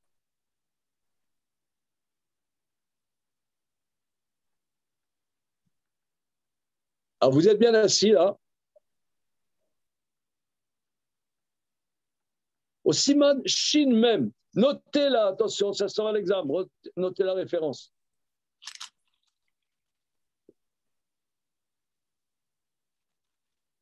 Quelqu'un meurt, quelqu'un qui est présent doit faire kriya. Et déchirer son vêtement. Okay. Alors, un rachat, il ne faut pas kriya. Parce que tu déchires ton vêtement, c'est une catastrophe. Tu déchires, tu exprimes un tsahar. Rambam m'explique. Il explique à plusieurs endroits que la notion de faire la kriya, c'est exprimer son déchirement. C'est un déchirement, c'est un tsahar. Un rachat, tu ne dois pas faire kriya. Je vous donne un exemple.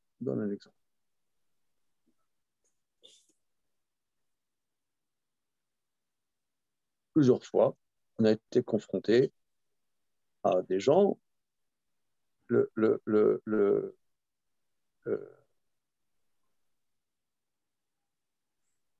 sur lesquels, je vous donne un exemple.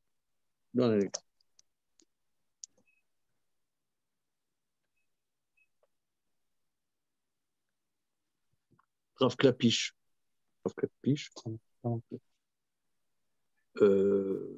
c'est un de mes maîtres. Donc, j'ai sorti son livre là. Hein, d'accord. Il y a quelques mois, il y a son frère aîné, Robert, qui est décédé. Il n'a pas fait 7 jours de deuil. C'était quelqu'un de pas pieux du tout. Il a pas fait. Comment? Il a demandé à des Dayanim, il n'a pas fait 7 jours de deuil. Non, de manière générale. C'était quelqu'un qui m'a dit, il m'a expliqué, c'était quelqu'un, il faisait des congrès comme ça, c'est des grands scientifiques. C'est le père de Cédric Klapisch, le cinéaste. Et bon. J'étais en classe avec lui. Il revendiquait pas. J'étais en classe avec Cédric Klapisch au lycée Rodin dans le 13e. Ah oui. Et c'était un super gaucho, très intelligent. Hein. Mais il était avec les gauchos, mais gauchos trotskistes, etc. Et je me suis dit, Klapisch, c'est juif, mais il avait complètement gommé, mais il n'y avait aucun kécher. Je sortais de Yavne, j'étais venu à Rodin, et on n'a jamais pu. Il jouait très bien au handball. On jouait en sport, on était copains, mais on ne s'est jamais parlé et on n'a jamais abordé la question. Jamais. Il y a 4 ans, mon père était très, très malade. Et moi, j'ai eu beaucoup de problèmes parce que je me demandais, alors, parce que je connaissais ce sujet, comment on va voir, hein? On va voir ça tout de suite. Je me demandais, voilà, mon père, il va décéder, est-ce que je devrais faire 7 jours de deuil? Je ne savais pas. Je suis allé voir un grand rave, il a analysé tout, il m'a dit, tu dois faire 7 jours de deuil. Bon, mon père, et avec des raisons précises, ok, mais ce n'est pas un sujet simple. Hein. Alors, le Shulchan Aruch, au Siman Shinmem Yoredea Saïf, et il dit comme ça. Aomed, Peshat Yetzian Neshama Shelish, O Isha, mais Israël, Chayab Likroa.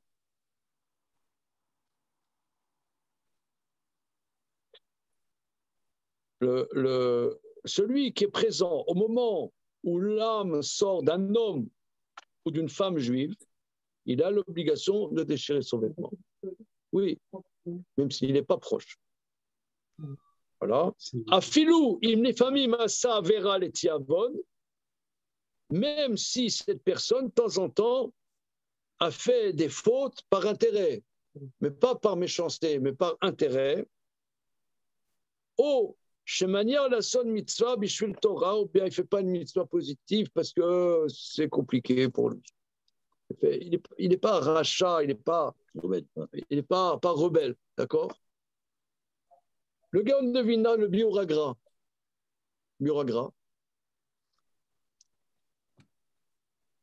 Reaya, mais Avshalom, Shaviv, Bacha Alav. La preuve, c'est Avshalom pour lequel son père a pleuré. Donc c'était pas rachat, Alors, la source du Gaon de Vilna, c'est un Rabbi Meir de Rothenburg rapporté dans le Roche, dans Moed Katan. Je vais vous le lire. Heureusement que je suis assis. Hein. Comment? Heureusement que je suis assis. Alors là, tu vas te demander, mais alors c'est quoi être un rachat? Parce que tu vas demander l'exemple, le parangon du rachat, c'est Absalom.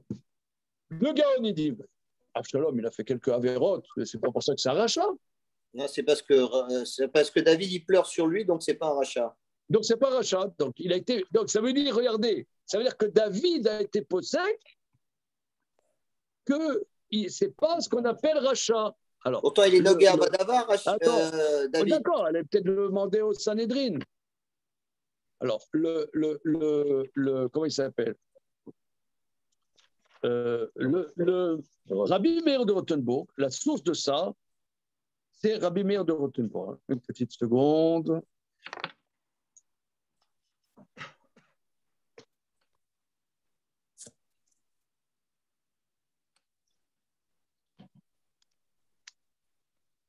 Oui.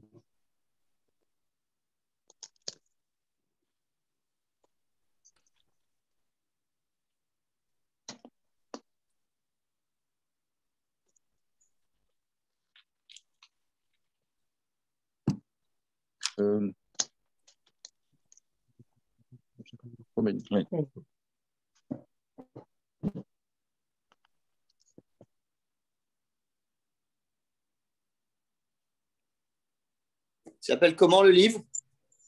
C'est le Roche dans Moed Katan. Alors, je demande une seconde. Non, mais le livre de Rav Meir de Rothenburg. Il est rapporté par son élève, Ah, d'accord, ok. Par son élève, le Roche. Alors, je peux te prendre ça parce que j'ai écrit les références dans le texte sur le site. Comment? Vous voulez Google?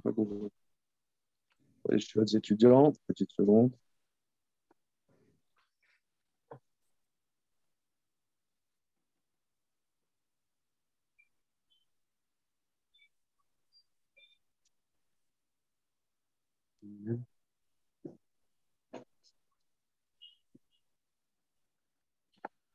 Alors, c'est juive.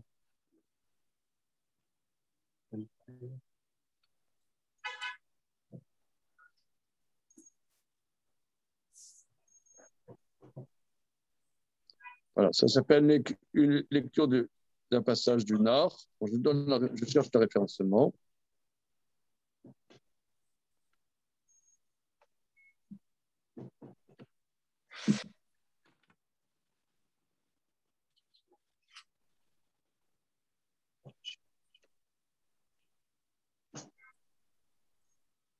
Alors, ok, je vous le Khanaro.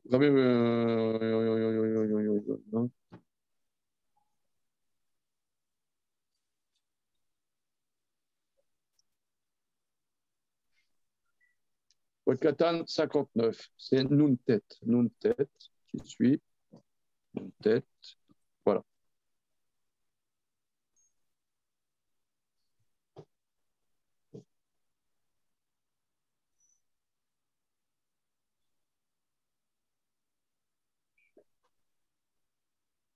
Voilà.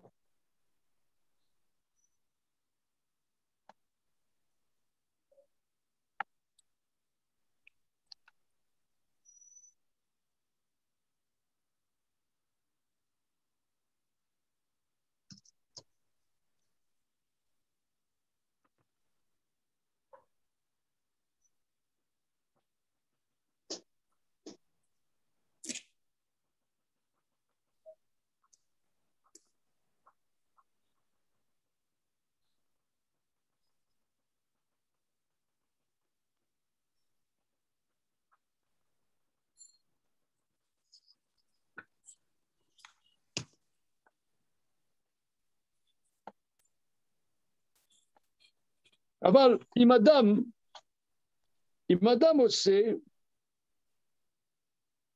Imadam, donc c'est le Roche, hein, c'est le Roche. Le Roche, dans le 3e chapitre de Moed Katan, au paragraphe Nuntet 50. Aval, Imadam aussi, les familles m'avera les termes. Donc c'est à ça que le Grand Levina sur le Granaro fait référence. Mais si un homme parfois fait des fautes par appétit, par intérêt, oh, chez Maniar, les Kayev mitzvah achad bishvil Torah, ou bien il ne fait pas de mitzvah parce que c'est compliqué pour lui un peu.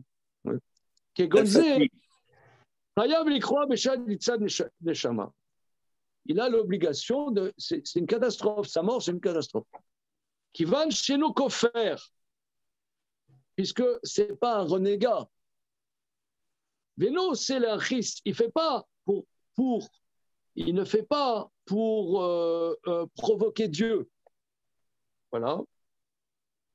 Dirtiv, comme dit le verset, et c'est notre verset. Vine Ameler Boché, mitavel al Avshalom. Le roi pleure et s'en deuil sur Avshalom. Afalpi Shasa Kama Averot. Regardez. Il a fait plusieurs avérotes. Il a violé les concubines de son père au su et au vu de tout le monde. Il a fait quelques avérotes. Comment dire c'est du lourd, c'est du lourd. Ah, alors, regardez. Afalpi, Shasakam Averot, Marad David, il s'est révolté contre son père, au Bemalrout Bet David, et contre la royauté de David, au Baal Pileksha Aviv. Il est allé avec les concubines de son père au su au vu de tous, qui van chez Loassal et Achiz. Mais il n'a pas fait ça pour provoquer Dieu. Et là, Metava, Ayalim Lor, il voulait trop le pouvoir. Raoul est avait la lave. Adken, Rabbeinu Meir. C'est ultra méquille, ultra méquille, hein. C'est pas une question de méquille. Attends, ça veut dire. Nous, ça fait X séances qu'on est sur le terrain d'Absalom. C'est un salaud, d'ailleurs, c'est comme ça qu'il va penser. Il va penser, c'est un salaud de première classe. Achimaatz, un bon gars, salaud, il a pensé, Absalom, salaud de première classe. Qu'est-ce qu'il y a de pire que ça, je veux dire? Il veut tuer son père. Il a fait quelqu'un à Vérode. Il a fait quelqu'un à Vérode. Ça va pas ou quoi? Alors, donc, ça veut dire ici que nos grands maîtres, ça c'est, ouais, c'est pour ça. Si on n'étudie pas, on est des babouins, quoi. On reste avec des idées de Gan 3. On est des babouins, en fait. On est des babouins, des macaques, avec une kippa sur la tête. Je veux dire, si on n'étudie pas, on peut jamais avoir une idée pareille. Lui, qu'est-ce qu'il dit, Rabbi Meir devant tout le monde? Il dit, un rachat, c'est quelqu'un, il sait qu'il y a Dieu, et il agit contre Dieu. Voilà, c'est ça. Les achis. C'est quelqu'un qui s'oppose à Dieu. Ça veut dire, il s'oppose à son père, il veut le pouvoir. Ça, c'est un vote. C'est un gosse Israël contre son père. Son père, c'est un salaud. Son père, il a dépassé. Son père, c'est un nul. Son père, c'est un machin. Ça, c'est l'été avant, c'est jamais un rachat, alors. C'est ce qu'il dit David. Il va mûrir. Laissez-le, il va mûrir. Allez, doucement, il va mûrir. Attends, 5 ans, dans 5 ans, il va dépasser ça. Il faut que je laisse se passe. Est-ce que ça veut dire qu'Absalom était d'un grand niveau? Comment? Je pousse le bouchon encore un peu plus loin. Est-ce que ça veut dire qu'Absalom était d'un haut niveau et que David reconnaissait qu'il était d'un haut niveau? J'ai pas compris. Je pousse le bouchon encore un peu plus loin. Est-ce que ça veut dire que Absalom était d'un haut niveau? Il était d'un très très haut niveau. Il était meilleur que David. Il était meilleur que lui, mais il faut qu'il mature. C'était une sorte de tzaddik qui s'est trompé. Hier, on avait des invités Shabbat, on a beaucoup discuté comme ça, oui, les ados, les machins, les bidules. Ça veut dire, là, c'est un truc sur les ados, quoi. Un ado, il te rend dingue et tout ça, mais là, il ne te rend pas dingue, il rend tout le peuple juif dingue. Attends, ça va aller, attends, patience, un peu de patience. Léat, comme ça il a dit, Léat, Léat na ana. Doucement avec l'enfant. Comment ça se fait que. Ouais. Ça veut dire que. Ça veut dire ça veut dire. Ça veut dire aussi que nous, on ne sait pas qu'est-ce que c'est Dieu aussi. Ça veut dire on ne sait pas qu'est-ce que c'est s'opposer à Dieu. On ne sait pas. Quelqu'un, il fait sa crise, etc. Bon, mais Achitophel, il ne s'opposait pas à Dieu non plus. Achitophel. Lui, pourtant, c'est l'archétype du rachat. Non, Achitophel, oui, non, lui, il savait. Non, Achitophel, il n'a pas d'un. Si, d'un certain côté, David avait abusé de sa petite fille, puisque c'était le grand-père de Bathsheba. Oui, bon. Mais. En tout cas, regarde, ne nous dispersons pas trop, excuse-moi, Marc. Essayons de nous imprégner là, de qu'est-ce que nos maîtres disent. On voit un verset, tu dis, bon, il a une maladie d'Alzheimer, David. Non, tu te dis. Moi, ce que je comprends, c'est qu'on aurait tous fait progrès. On ne va pas penser une seconde, en l'occurrence, il faut vraiment bien rester à la fin pour se dire, je parle de général, pour se dire, là, je n'ai pas fait là, je n'ai pas pleuré, etc. Un peu je vais te dire, moi, je te dis sincèrement, mon père, j'ai beaucoup d'affection pour mon père, mais j'étais incapable de savoir est-ce que je devais faire le deuil pour mon père ou non. J'étais incapable. D'accord, mais c'est un cas que j'ai vécu. J'étais incapable. Je ne pouvais pas pencher l'affaire. Je ne savais pas. Parce que mon père, des fois, il te sortait des apicorsotes bien gratinés. Hein. En tant que nancéen du 55 rue des Ponts, là. Hein? Ouais. Encore un point commun. Il y avait un temple là-bas? Comment? Oui, non, 55 rue des Ponts, c'était les Juifs polonais du Bund. Ah. Oui, tout à fait. Voilà. Alors, ouais. Pas accepté à la grande synagogue de Nancy. Excusez-moi? Qui n'était pas accepté à la grande synagogue de Nancy. Ah oui, c'était des gens qui s'opposaient aux religieux. Hein. Ouais. Moi, j'étais élevé là-dedans. Hein. Regarde. Comment? Ça s'appelle synagogue. Non, c'est pas une synagogue, ça va pas ou quoi? Non, la dame me dit ils n'étaient pas acceptés. C'est un club juif, si tu veux. Shabbat. Un club juif. Non, Shabbat. Pardon. Comment? Non, vous me faites rire. Aujourd'hui, c'est un centre culturel. Ah ouais, centre culturel, bon, d'accord.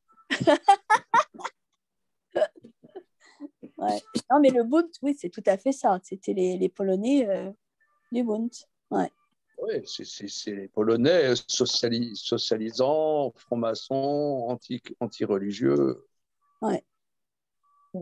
Il y a une trentaine d'années, j'ai fait un cours là-bas. Est-ce que vous vous souvenez d'Henri Kricher? Bien sûr, bien sûr. Ah, j'étais très, très copain avec Henri Kricher. Ah, ouais. Henri Kricher, c'est un ancien des FTP Moy. Vous savez que c'est FTP Moy? C'était les partisans, les partisans communistes, mais pas français. Ouais. Alors, il avait été un grand résistant. Et bon, comme moi j'étais fils du docteur Zizek, je faisais des cours de Talmud et j'étais là-bas. Alors, Henri Kricher, il a dit, ce qui est bien avec le fils de Léon Zizek, c'est que nos fils, on va les voir quand on est très malade, parce que tous les fils de ce milieu, ils sont tous médecins. Ouais. Quand on va les voir, nos fils, c'est quand on est très médecin. Avec le fils de Zizek, on n'est pas obligé d'être malade pour aller le voir.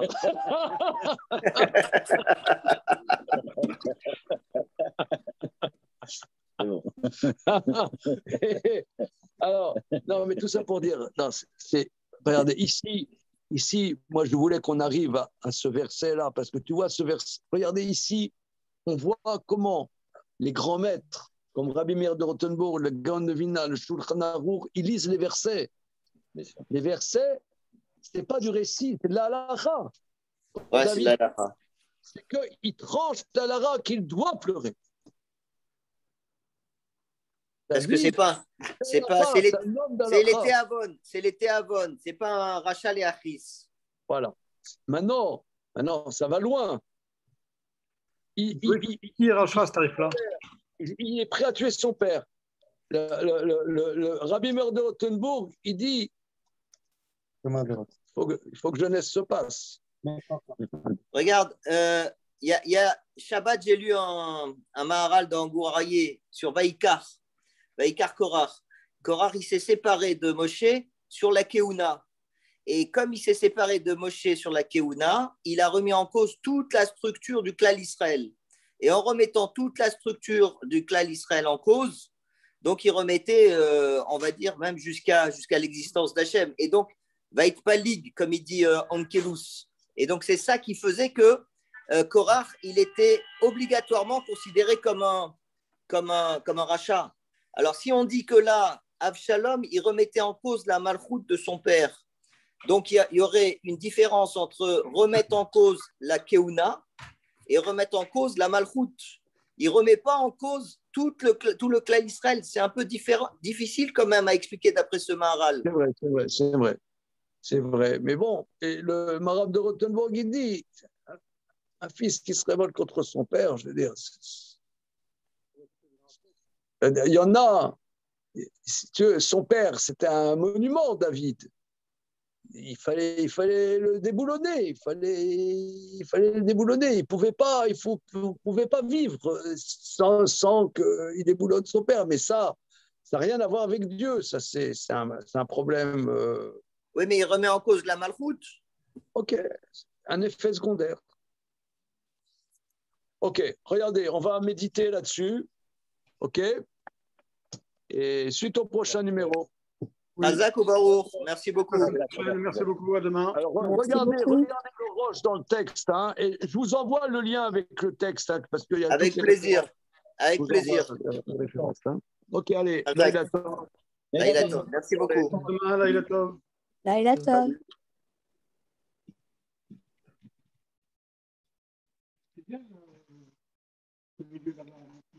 Ah oui.